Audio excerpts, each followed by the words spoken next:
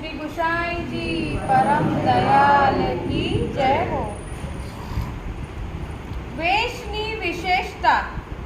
ગુજરાતનો એક રાજા પ્રભુચરણ શ્રી ગુસાઈજી વારંવાર રણછોડજીના દર્શનાર્થે દ્વારકા પધારતા, ત્યારે માર્ગમાં આવતા ગામોના અનેક દૈવી જીવો આપના સ્વરૂપ પરથી આકર્ષાઈને આપની શરણે આવતા। ગુજરાત અને સૌરાષ્ટ્રમાં પુષ્ટિ માર્ગનો જે વ્યાપક પ્રચાર દેખાય છે તેનું આ એક ખાસ કારણ છે। એક વખત આપ શ્રી દ્વારકા પધારતા હતા। લાંબા સમયનો રસ્તાનો પ્રવાસ એટલે માર્ગમાં મુકામો તો કરવા જ પડે। સૌરાષ્ટ્રમાં રાજા રજવાડા ઘણા હતા। એવું એક મોટું ગામ વચ્ચે આવ્યું।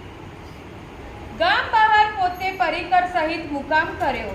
એ સમયના લોકોમાં શ્રદ્ધા ઘણી હતી। ગામમાં ખબર પડી કે કોઈ મહાપુરુષના ડેરા પડ્યા છે એટલે અનેક લોકો દર્શનાર્થે આવવા લાગ્યા। લોકોને આકર્ષણ થતું ગયું। કોઈએ રાજાને ખબર આપી કે આ મહાપુરુષના દર્શન કરવા જોવા છે। રાજા પોતાના માણસો સહિત દર્શને આવ્યો। એ મૂળમાં લીલાનો દૈવી જીવ, એને તો આપના તેજપુંજ અગ્નિ સ્વરૂપે અદ્ભુત દર્શન થયા। એવું આકર્ષણ થયું કે ત્યાં જ રાજાએ દંડવત કરીને પોતાને શરણે લેવા નમ્ર વિનંતી કરી। શ્રી ગુસાઈજીએ દૈવી જીવને ઓળખ્યો અને ત્યાં જ એને નામ માત્ર આપીને વૈષ્ણવ કર્યો। સાથે બીજા પણ ખરા। પછી રાજાએ આગ્રહ કરીને પરિકર સાથે આપશ્રીને ગામમાં પધરાવ્યા। એક હવેલીમાં મુકામ કરાવ્યો। રાજાને વ્રત કરાવીને બીજે દિવસે બ્રહ્મ સંબંધ મંત્ર આપ્યો।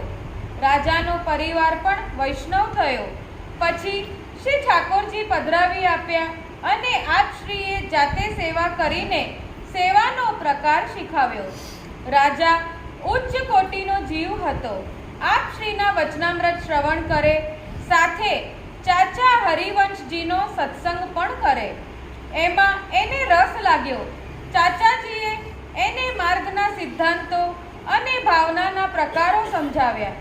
સ્વરૂપ ધ્યાન, લીલા ચિંતન, ભાવ ભાવના એવી વાતોમાં રાજા વિશેષ રસ પડ્યો। ગુરુદેવની કૃપા અને ચાચાજી જેવા ભગવદીઓનો સંગ ઉપરાંત મૂળ લીલાનો સંબંધ પણ હતો। લીલાધામમાં સખી રાસ રસિકા શ્રી ઠાકોરજીની રાસલીલાના ધ્યાનમાં નિમગ્ન રહેતી। શ્રી ગુસાઈજીની કૃપાથી અહીં પણ રાજાનું મન પણ એવું અલૌકિક બનતું ગયું કે એ સેવા ઉપરાંત સ્વરૂપ ધ્યાન અને ભાવનાઓમાં મગ્ન રહેવા લાગ્યા। આપશ્રી ત્યાંથી દ્વારકા પધાર્યા। રાજાની આસક્તિ વધતી ગઈ। રાજાને ધ્યાન ચિંતન માનસીમાં એની લૌકિક પ્રવૃત્તિ બાધક જાણવા લાગી, એટલે રાજકાજ દીવાનને સોંપી દીધું। લૌકિક રંગ રાગ તો બધા જ છૂટી ગયા। માર્ગના સિદ્ધાંત અનુસાર જીવનું ધડાતું ગયું। રાજા અવૈષ્ણવ સાથે નિરૂપાય જ બોલે। વૈષ્ણવો આવે તેમની સારી રીતે સત્કાર કરે, એમને જે જોઈએ તે દરેક પ્રકારની સહાયતા કરે, સાથે બેસીને ભગવદ વાર્તા કરે। આવો નિત્ય ક્રમ બની ગયો। એકવાર આ રાજાના સંપર્કમાં એક ભવૈયો આવ્યો। તેની વાત જોઈએ। પહેલાના સમયમાં મનોરંજનના સાધનોમાં ભવાઈ વેશ ઘણો લોકપ્રિય હતો। નાયક તરગાળ કે ભવૈયા ગામે ગામ ફરતા વિવિધ વેશભૂષાઓ અને ખેલ તમાશો કરીને લોકોનો દિલ બહેલાવતા। એમાં રાત્રિઓ પસાર થતી। દેશભરના સામાન્ય ભવૈયાઓ અનેક હતા, પરંતુ એમાંય વિશેષ શક્તિવાળા તો હદ કરતા। એ લોકો રાજ દરબારોમાં મનોરંજન પૂરું પાડીને અઢળક ધન કમાવતા। આવો એક દયો ભવૈયો ગુજરાતમાં આવ્યો। નામ દયારામ, પણ દયો ભવૈયો નામ લોકમાં પ્રચલિત થઈ ગયું હતું। વારસાગત કાળને એણે અદ્ભુત ખીલવેલી ક્રમે ક્રમે ઠાઠ વધારતો ગયેલો. બીજા અનેક સારા ખેલ કરનારા એની મંડળીમાં જોડાયેલા. ગાડી, ઘોડા, પુષ્કળ સામાન અને મોટા રસાલા સાથે એ મોટા મોટા ગામમાં ફરવા લાગ્યો. ત્યાં રાજા મહારાજાઓ અને શેઠ શાહુકારોને મનોરંજન કરીને એ ઘણું બધું કમાયો, પણ લોભનો થોભ હોતો નથી. એની મહેચ્છાઓ અસીમ હતી. વધુ ને વધુ રજવાડામાં પ્રતિષ્ઠા મેળવવાની, ધનની સાથે નામ કમાવાની એને ધૂન લાગેલી. પોતાની ઉસ્તાદીમાં આત્મવિશ્વાસ અને અહંભાવ પણ એવો જ આવી ગયેલો. એક પછી એક સિદ્ધિઓ મેળવતો પોતાની ભવાઈ મંડળી સાથે એ આ રાજાના ગામમાં આવી ચડ્યો. ગામમાં ફર્યો. એની લાગ્યું કે અહીં મુકામ કરવા જેવો છે, એટલે ત્યાં મંડળોનો પડાવ નંખાયો. એની મહત્વકાંક્ષા મુજબ એણે રાજ દરબારનો સંપર્ક સાધવા માંડ્યો. રાજાને મળવાની માંગણી કરી, પણ રાજાએ ના પાડી દીધી. પછી દીવાનોને મળ્યો. પોતાની કળાની અને સિદ્ધિઓની લાંબી વાત કરી અને છેવટે માંગણી મૂકી કે રાજા સાહેબને મારે મારો ખેલ દેખાડવો જ છે. ગમે તેમ કરીને આટલું ગોઠવી આપો ને દીવાનજી. દીવાને કહ્યું, ભાઈ, એ તો કોઈ ઉપાય બને તેમ નથી. અમારા રાજાજી કોઈ ખેલ તમાશો જોતા નથી, કશાથી રાજી થતા નથી, કોઈને બક્ષિસ આપતા નથી. એ તો ભગવાનના ધ્યાનમાં મગ્ન રહે છે. અરે, રાજકાજ પણ મને સોંપી દીધું છે ને. દયો કહે છે, ભલે કોઈથી રીઝતા ન હોય, મારે એમને હસાવવાને રીઝાવા છે. મારી કળા જેવી છે. રાજાજી રીઝે નહીં, એ બને જ નહીં. એની એ 100% ખાતરી દીવાનજી. આપ એક વખત દરબારમાં ખેલ ગોઠવો અને રાજાજીને જોવા બેસાડો, પછી જુઓ મારો પરાક્રમ. દીવાનજી કહે છે, ભલે પ્રયાસ કરી જો. એણે રાજાને બધી વાત કરી, પણ રાજા તો જવાબ જ આપતા નથી. ફરી ફરી વાત કાઢી, પણ એ જ પરિણામ. દીવાન થાક્યો. દયાને કહી દીધું કે ભાઈ, અહીંથી બીજે ચાલ્યા જા. અહીં તારું કાંઈ વળે તેમ નથી. પણ એ તો હઠે જ ચડ્યો તો. દીવાનજી, હું દયો ભવૈયો, બીજાની જેમ હાર સ્વીકારું એવો નહીં. રાજાની રાજહટને ન નમાવું તો મારું નામ દયો ભવૈયો નહીં. ભલે જ થવાનું હોય તે થાય, ગમે તેટલો વખત જાય. ગાંઠનું ખર્ચ ખાઈશું, પણ અહીંથી ખસીશું જ નહીં. રાજાજી મારો ખેલ નહીં જુએ તો અહીં મરીશ, પણ મારી પ્રતિજ્ઞા છે, અર્થ સાધયામી વામ દેહમ પાતયામી. સાથે મોટો રસાલો, રોજનું મોટું ખર્ચ. દિવસો ને મહિનાઓ પસાર થઈ રહ્યા. ઘણો પ્રયાસ કર્યો, પણ વ્યર્થ. રાજા તો ખેની સાથે બોલતા પણ નથી.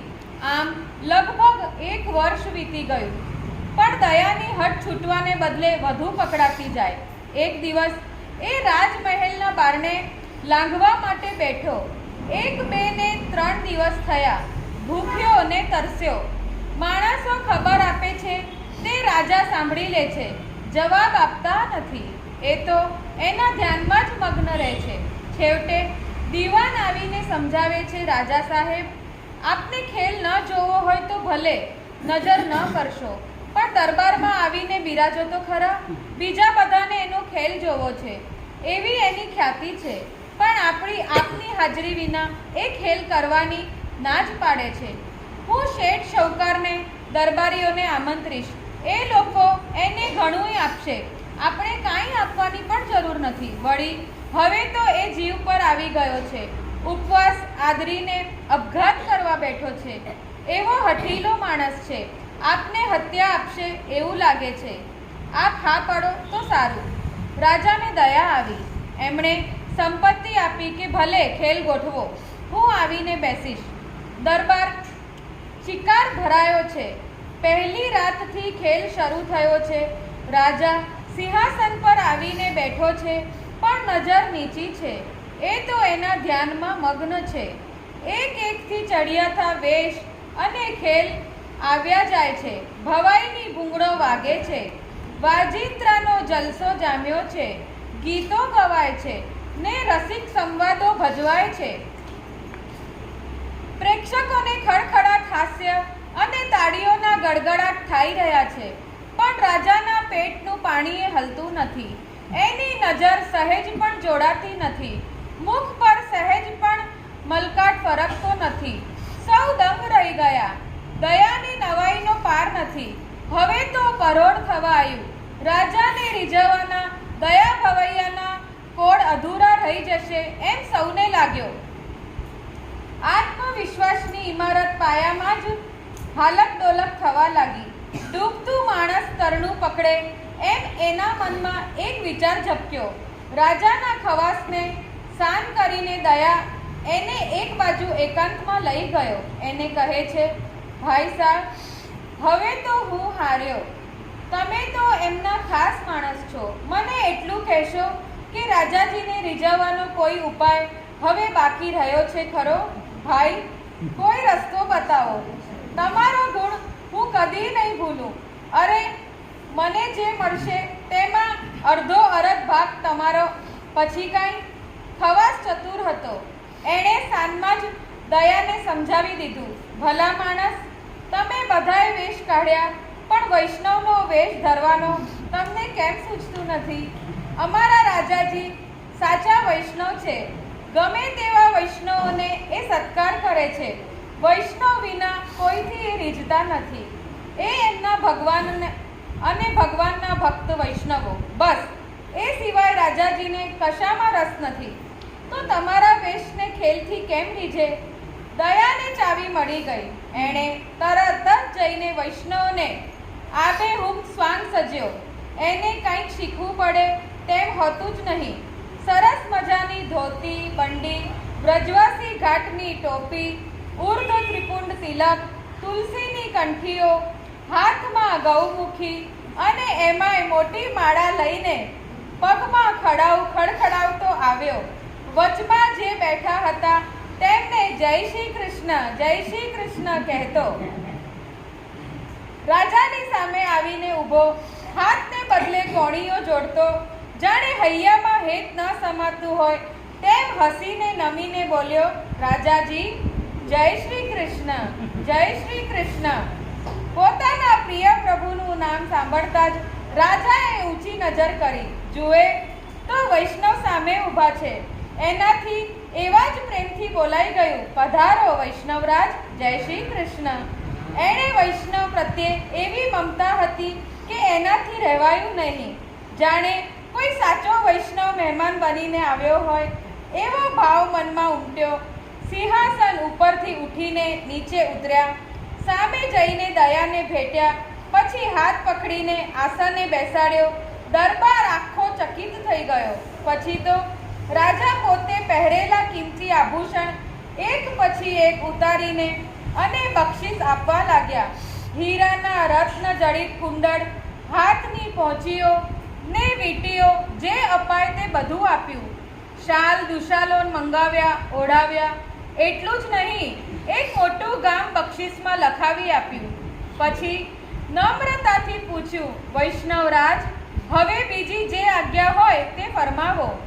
દયો શું બોલે એની જીભ સિવાઈ ગઈ. એના તો આનંદ અને આશ્ચર્યનો પાર નહોતો. હવે સવાર થયું હતું. દરબાર વિખરાયો.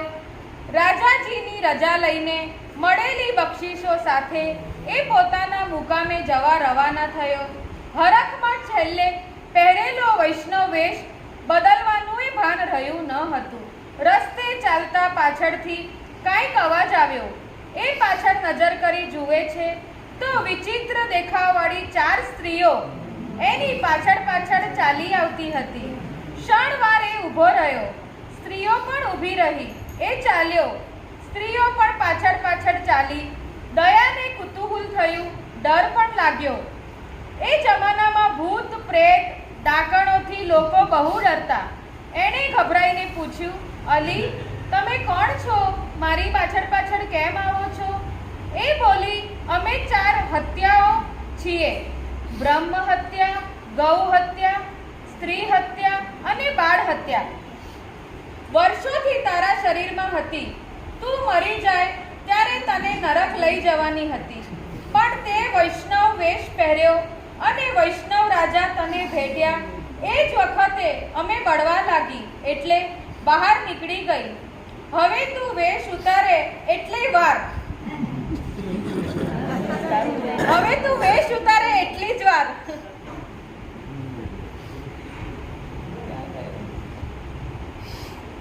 પાછી બેસી જઈએ માટે પાછળ આવીએ છીએ. દયો આશ્ચર્યચકિત થયો. અરે, મેં જૂઠો વૈષ્ણવ વેશ પહેર્યો એટલામાં આટલો મોટો લાભ થયો. હવે હું સાચો વૈષ્ણવ બનું અને આ વેશ સદાની માટે રાખી લઉં તો આ બલાઓથી કાયમ માટે બચી જાઉં. તો જ હું એમ કરીશ. એ મુકામે તો આવ્યો, પરંતુ ચેન પડ્યો નહીં. સાંજે પાછો એ જ વેશમાં ગયો રાજા પાસે. એણે બધી વાત કરી, સાચા વૈષ્ણવ બનવાની ઈચ્છા દર્શાવી. રાજાએ પત્ર લખી આપ્યો અને એને અડેલ શ્રી ગુસાઈજી પાસે મોકલ્યો. દયાએ આપશ્રીને બનેલી બધી વાત નિવેદન કરી. પોતાના આવા ટેકી સેવક રાજા પર આપશ્રી બહુ પ્રસન્ન થયા. દયાને નામ નિવેદન કરાયું અને આજ્ઞા કરી, સાચા વૈષ્ણવ બનવા માટે એકલો વેશ નહીં, શ્રી ઠાકોરજીની સેવા કરવી જોઈએ અને ત્યાં રાખીને માર્ગનો સિદ્ધાંત સમજાવ્યો. શ્રી ઠાકોરજી પધરાવી આપ્યા. સેવા રીતિ શીખવી. પછી દયો પોતાના ગામ ગયો, પણ ત્યાં એને ગાંઠ્યું નહીં. ત્યાંથી સહકુટુંબ રાજાના ગામ આવીને રહ્યો. રાજાએ એને રહેવા માટે ઘર આપ્યું. સેવાના અવકાશમાં રાજા સાથે બેસી રોજ સત્સંગ કરવા લાગ્યો. વૈષ્ણવનો જૂઠો વેશ ધરનાર ભવૈયામાં ભગવદીય રાજાના સમાગમથી એવો શુદ્ધ ભાવ પ્રગટ્યો કે એને થોડા જ સમયમાં શ્રી ઠાકોરજીની કૃપાનો અનુભવ થવા લાગ્યો.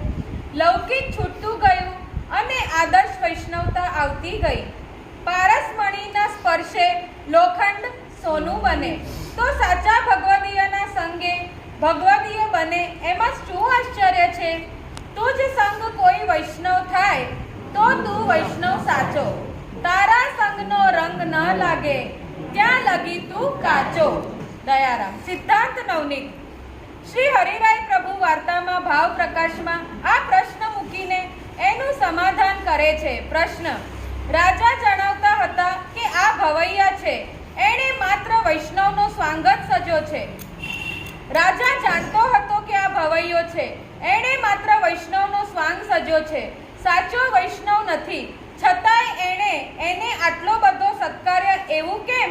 ઉત્તર: એવું એટલા માટે કે વૈષ્ણવ વેશનું પણ એક વિશેષ મહત્વ છે.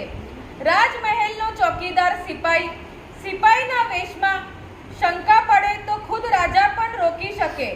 રાજા એની કદર કરે છે, એ વેશનું માન છે. રાજાએ ભવૈયાનું નહીં, વૈષ્ણવ વેશનું સન્માન કર્યું છે. વૈષ્ણવ વેશ પ્રભુને ઘણો પ્રિય છે, માટે જ ભગવત સેવા કરતા અમુક જ વસ્ત્ર પહેરવાના હોય છે. તિલક તો સૌથી પહેલું કરવું પડે. વેશનું મહત્વ તો અન્યત્ર પણ જણાય છે. નંદ મહોત્સવ વખતે નંદ યશોદાના વેશ પરિધાન કરનાર સામાન્ય સેવકોને પણ ગોસ્વામી બાળકો દંડવત કરે છે. પછી ઠાકોરજી પાસે પધરાવી લાવે છે. રાજધારી સ્વરૂપે બ્રજવાસીના બાળકો હોવા છતાં શ્રીનાથજીનો પ્રસાદી મુકુટ હોય ત્યારે સૌ કોઈ તેમના ચરણ સ્પર્શ વગેરે કરે છે. નારાયણદાસ દીવાને જેવા ભગવદીય વૈષ્ણવના વેશમાં આવેલા ઠગોને પણ સત્કાર્ય છે અને ત્યાર પછી એ લોકો સાચા વૈષ્ણવ બને છે.